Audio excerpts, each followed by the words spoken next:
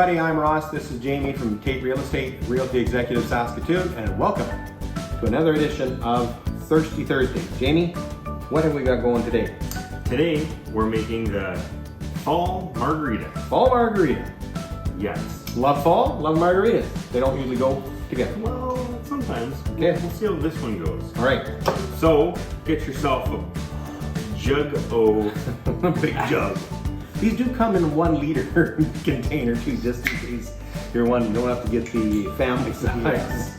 Apple cider. We're gonna Cider. do 4 ounces of that. Okay. 4 ounces of cranberry. Tequila.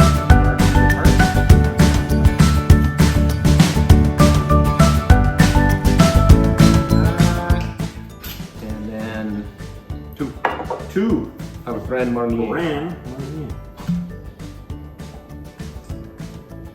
Okay. Got some apple in there, some orange in there, some cranberry. That screams fall. Now, Jamie, you're gonna Cream something. shake it up. So we're gonna garnish with Cinnamon stick. cinnamon stick. That's fall right there. Says fall. Okay. Cheers. A shot.